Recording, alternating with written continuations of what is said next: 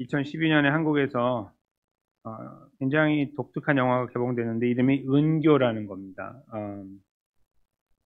70대 늙은 이제 죄송합니다. 늙은은 아니고 이제는 어르신 시인인데 여기 이제 사진에 나와 있죠. 중간에 있는 사람이 이제 그 역할을 하고 있는 사람이고 시인이죠. 그리고 이제 저기 오른쪽 아래에 있는 얼굴만 보이는 학생이 이제 17살 고등학생이에요. 소녀. 둘이 사랑에 빠지는 거죠. 이 내용. 이게 굉장히 사회적으로 무리를 일으킨 것은 맞지만 한편에서는 왜? 그게 어때서? 라고 말하는 것도 있었고 또 한쪽에서는 이게 우리들이야.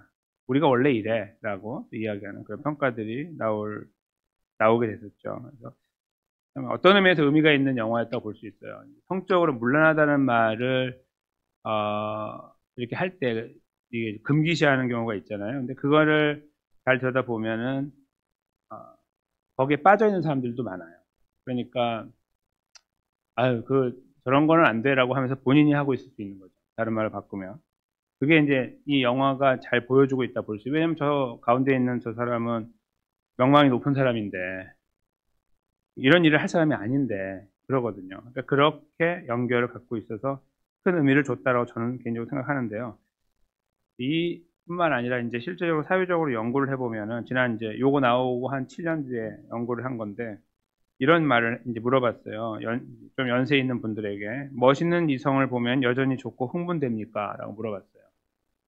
그리고 거기에는 60대, 70대, 제 생각에 70대, 80대 이렇게 포함됐겠죠. 65세 이상 되는 어른들을 중심으로 이제 물어봤는데 남자 노인의 84%가 그렇다고 말했어요. 믿어지십니까? 그리고 여자분들은 14.3%가 그렇다고 말을 했습니다. 뭐 비교가 안 될 정도로 남자분들이 많지만 여전히 그렇다는 거예요. 그리고 이제 제가 이제 글을 읽으면서 이런 표현을 읽었는데요. 결국 사람의 머리, 육체와 뇌는 이렇게 연결되어 있잖아요. 그래서 우리가 뭐 생각으로 이렇게 안 된다고 하는 쪽이 이렇게 있지만 몸이 이렇게 또 한쪽에서 이렇게 막 작용하는 것이 있어서 그걸 생물학적으로 이제 어떻게 표현하냐면 사랑을 담당하는 뇌 영역이 있다면 그 영역의 활동은 7살이나 70살이나 똑같다.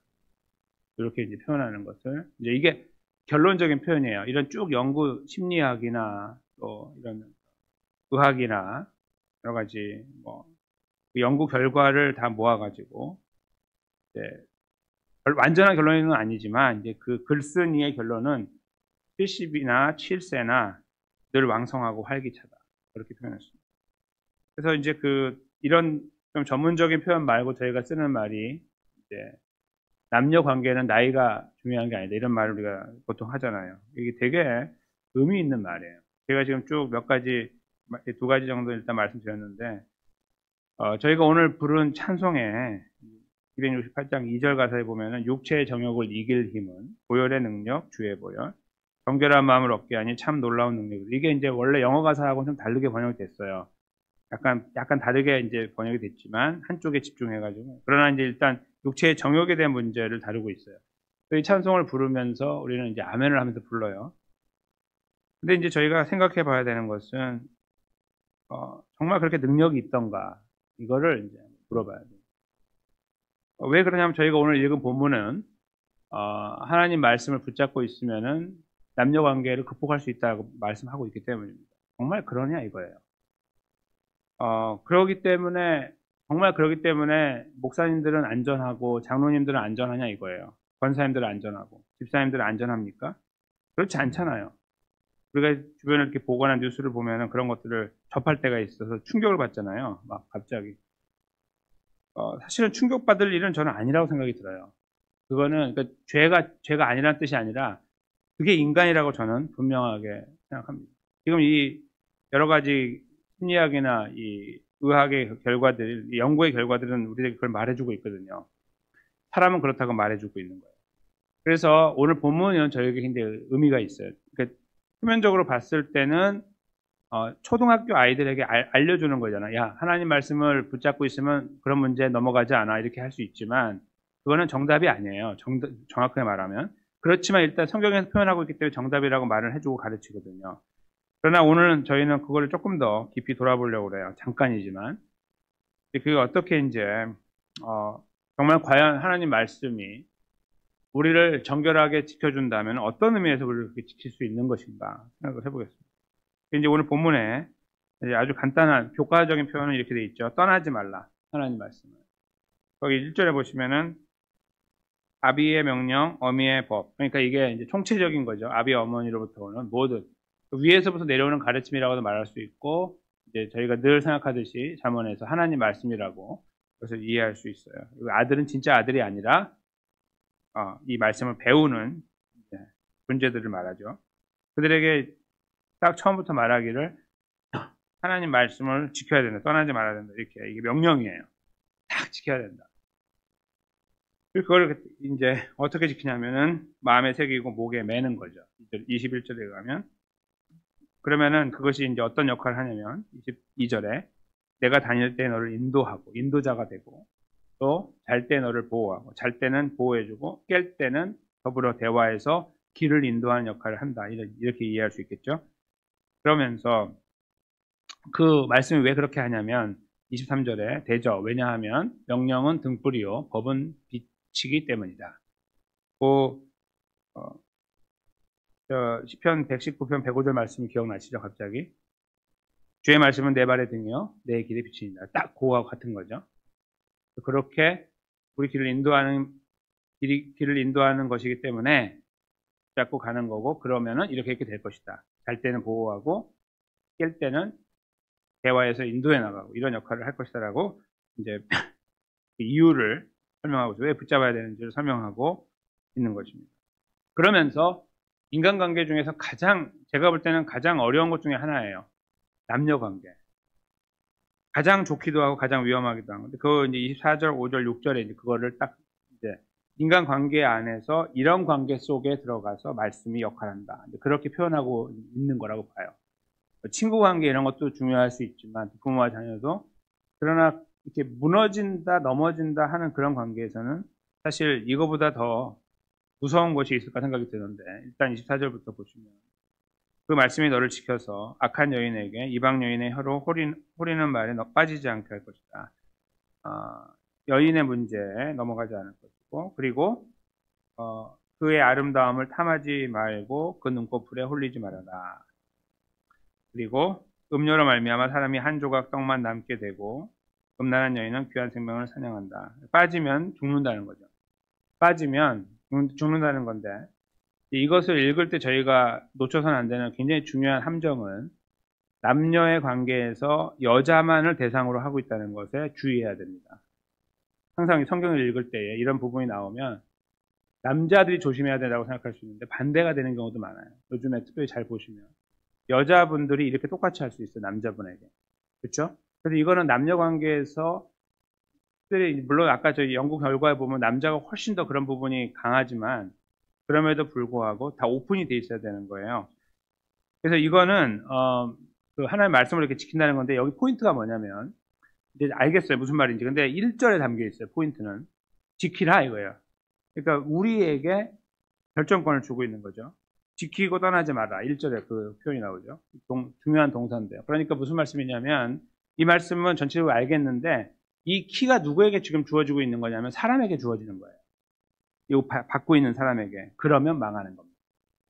지금 포인트가 이 하나님 말씀을 지키는 것은 우리를 잘못된 길에서 벗어나게 하고 남녀 관계, 굉장히 위험한 관계에 빠질 수 있지만 그걸 지킬 수 있는 것은 맞아요. 정답인데요. 그러면 어떻게? 누가? 라고 말할 때 우리가 이렇게 말하면 끝나는 거예요. 끝난다고 제가 말씀드립니다. 그게 이제 포인트가 되는 거예요. 오늘 본문에서. 그걸 놓치면 저희가 이 말씀을 깊이 보지 못합니다. 이거는 그냥 도덕교과서의 한 파트밖에 되지 않아요. 근데 이것을 저희가 우리가 지킬 때 그러니까 우리에게 지키라고 하는 것의 이 포인트가 우리가 지킨다고 할 때 이것은 불가능하다는 것을 읽어낼 수 있을 때 비로소 우리는 복음을 만나는 거예요. 은혜를 경험하고. 즉 무슨 말씀이냐면 저희가 여기서 표현하고 있는 이 말씀이 우리 남녀 관계 가장 어려운 관계라고 하는 문제 속에 개입하고 우리를 지켜줄 수 있다라고 하는 것은 우리가 그 말씀을 잘 지키고 있기 때문이 아니라 이 말씀 자체가 우리를 지키기 때문이에요. 즉 우리가 이 말씀을 붙잡고 가기 때문에 하는 게 아니고, 이거 누가 이렇게 잘 붙잡아요? 다 붙잡고 가는데 넘어지잖아요. 다 붙잡고 있다고 하는데, 그게 아니라 이 말씀이 우리를 붙잡는 거예요. 내가 붙잡는 게 아니고 말씀이 우리를 붙잡는다고. 그걸 저희가 여기서 읽어내야 됩니다. 그러니까 이대로는 안 되고 다른 방법이 있어야 되는데, 그것은 말씀이 우리를 붙잡는 거예요. 그래서 아까 읽어나가다 보면은 말씀이 우리의 길이 되고, 길이 되고 등불이 된다고 하는 그 말씀처럼, 그렇게 우리를 인도하는 역동적인 힘, 그러니까 능력이 거기에 있는 거죠. 우리가 얘를 붙잡고 딱 가고 있는 것에 있는 게 아니라 이 말씀이 우리를 붙잡고 가고 있는 것에 능력이 있는 거예요. 그걸 저희가 여기서 읽을 때 성경의 전반적인 흐름을 캐치하게 되는데, 바로 그것은 예수 그리스도. 말씀이 육신이 되어 우리 가운데 오셨죠. 요한복음 말씀이요. 그래서 이 말씀이 예수 그리스도시고, 그리고 우리 안에 계신다. 우리는 이렇게 21세기를 살면서 믿음으로 이해하고 있습니다. 이것이 우리에게 감사한 것은, 일반 종교는 인간에게 항상 이 무게중심을 두고 있어요. 다 똑같아요. 예외가 하나도 없어요. 모든 종교와 철학은 인간에게 있어요. 우리가 실패하면 죽는 거예요. 그러나 복음은 완전히 달라요. 우리에게 무게중심이 없어요. 우리는 못한다고 해서 안 된다고 다 빼버리고 말씀이 무게를 갖고 있는 거예요. 그게 우리에게 딱 내려와서 우리를 딱 감싸 안고 있는 거예요. 우리가 어디로 가도 그것이 말씀의 능력이죠. 그래서 저 남녀 관계를 잘 지키고 말씀을 지켜나가니까 구원받는 게 아닌 거예요. 그런 걸로 구원받는 게 아니에요. 구원은 우리가 받을 수가 없어요. 어떤 것으로도. 남녀 관계는 좋은데 금전 관계 안 좋을 수 있고, 금전 관계 좋은데 이웃과 망가질 수 있고, 이웃은 좋은데 부모와 망가질 수 있잖아요. 어느 거에도 우리는 완벽하지 않아요. 그렇죠? 그걸로 우리가 자꾸 머리를 계산하는 것은 하나님 말씀에서는 절대로 금하는 부분이에요. 그걸 저희가 여기서 읽어낼 수 있을 때 소망이 생기는 겁니다. 무슨 소망이냐면요, 우리가 오늘 여기서 예배드리는 이유를 찾는 거예요. 왜 여기 이렇게 새벽에 나와 있지 우리가? 하나님 때문에. 하나님 아버지. 근데 하나님 아버지가 어떻게 위대하고 어떻게 나에게 영향을 끼치기 때문이냐면, 우리를 감싸 안고 계시기 때문이에요. 이런 정말 굉장히 무겁고 첨예한 관계, 여자와 남자의 관계처럼 이 문제를 여기다 기록하시면서 이걸 지켜주는 것은 말씀이라고 하는 하나님께서 우리를 이 말씀으로 감싸고 계신다는 것을 우리가 여기서 느끼는 거예요. 죄를 정당화시키는 말씀이 절대 아닙니다. 그러나 죄로 넘어졌을 때 그게 끝이 아니라는 걸 말씀드리는 거예요. 여러분과 제가 어떤 문제를 만나서 넘어지면 그게 끝이 아니에요. 그리스도인들은. 그걸로 우리는 구원받는 게 아니기 때문에. 그러니까 살인자가 구원받는 거예요. 살인자가 감옥에서 예수님 믿으면 구원받는 겁니다. 그걸 저희가 이 오늘 본문 속의 말씀에서 한번 깊이 생각할 수 있는 기회가 되고, 그래서 우리는 감사할 수 있는 기회. 근데 예수님께서 이 땅에 오셔서 우리와 거하시면서 하나님 말씀에 함께하는 것을 보여주셨어요. 이렇게 가르치시면서. 그렇죠? 근데 그러면서 예수님께서 천국에 이제 승천하실 때, 부활하신 다음에 하기 전에 이제 그런 과정을 이제 밟아가면서, 아직 돌아가시기 전이지만 자녀들에게 말씀하신 내용이 있죠. 요한복음 14장 26절이에요. 그러니까 지금 이제 떠나가는데, 나는 좀 있으면 이제 죽고 부활해서 떠나가는데 그게 끝이 아니다라고 말씀하신 것이 바로 이 부분입니다. 보혜사, 함께 읽겠습니다. 보혜사, 곧 아버지께서 내 이름으로 보내실 성령, 그가 너희에게 모든 것을 가르치고 내가 너희에게 말한 모든 것을 생각나게 하리라. 아멘. 그래서 우리 안에서 하나님 말씀이 역사할 때 기억이 나기도 하고, 이제 가장 기본적인 건 기억이 나게 해서, 하면 안 되라고 기억나게 우리 브레이크를 걸어주는 거죠. 그러나 브레이크가 안 걸릴 때가 있어요. 남녀 관계도 그렇고 모든 관계가 그래요. 우리가 그 브레이크를 걸지 못할 때는 순간을 만난다 해도 하나님 말씀이 우리를 지키고 있는 거예요. 그것이 구원의 능력이에요. 그래서 우리는 회개할 수 있는 것이고 돌아올 수 있는 거고, 다시 올바른 길을 향해 다시 생각할 수 있는 겁니다. 세컨 찬스가 계속 주어지는 거예요. 세컨이 아니고 계속 주어지는 거예요. 정확하게 따지면. 그러니까 우리가 매일 죄를 짓는데 돌아오잖아요. 그러니까 우리가 뭔가 이렇게 정결하기 때문에 이게 보호되는 것이 아니라, 우리는 정결하지 못한 존재고 무너지는 존재인데 하나님 우리를 감싸 안고 있기 때문에 가는 거예요. 그게 바로 여기에서 성령 하나님 우리 안에 들어오셔서 역사하셔서 기억나게 하시는 거예요. 어떤 걸 기억나게 하냐면 첫째로는 지키게 하는 거죠. 그러니까 둘째로는 우리는 이렇게 약한 존재이지만 우리를 지키는 분은 하나님, 성삼위 하나님이시다라는 것을 기억나게 하는 거예요. 그것이 성령 하나님께 우리 안에서 이루어 나가고 계시는 역사입니다. 그리고 그것은 성령님을 통해 예수님께서 우리와 함께하고 계시기 때문에, 다른 말로 바꾸면 예수님께서 우리와 함께하고 기억나게 하고 계시고 우리를 격려하고 계시기도 하고 때로는 채찍을 때리기도 하십니다. 오늘 본문 속에 채찍 부분이 나오죠. 아까 제가 그 23절을 지나갔는데 뒷부분에 훈계의 책망은 곧 생명의 길이다. 그러니까 잘못하는 것을 지적해서 올바른 길로 인도하는 역할도 하는 거예요. 그래서 그런 역할도 우리 안에 하시는데요. 우리의 의지하고 상관없이 움직이는 거예요. 우리가 잘 기억하니까 그렇게 사는 게 아니고요. 하나님 그런 마음을 막 주시니까 사는 거예요.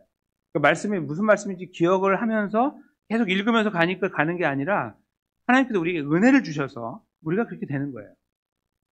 잘 생각해 보세요. 어떻게 되는지. 삶이 어떻게 되는지. 우리가 성경을 66권을 하루에 다 읽어요? 매일? 못 하잖아요. 안 되는 거예요. 산술적으로 안 되는데 그렇게 하는 것처럼 생각하는 거죠. 아니에요, 그게. 우리에게 은혜를 주셔서 기억나게 합니다. 우리는 그래서 기도할 수 있어요.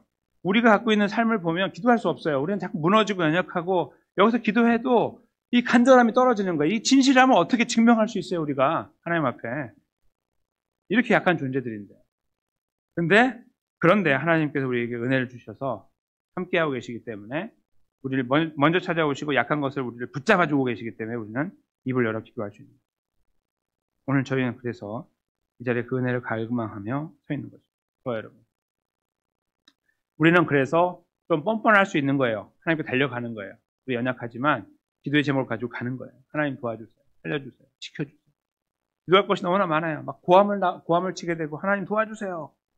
그러나 우리에게 있는 공로와 착한 것 때문이 아니라 예수 그리스도의 십자가 부활 때문에 그 이름을 힘입어 우리 기도할 수 있는 거예요.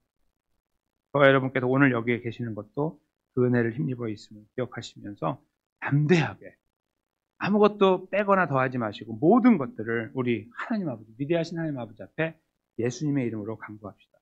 하나님께서 우리를 붙잡으시고 기도를 들으시고 하나님의 선하시고 기뻐하시고 온전하신 뜻을 따라 우리의 걸음을 아름답고 힘있게 복되게 영광스럽게 인도하실 줄로 믿고 우리는 하나님께 영광을 돌릴 줄로 믿습니다.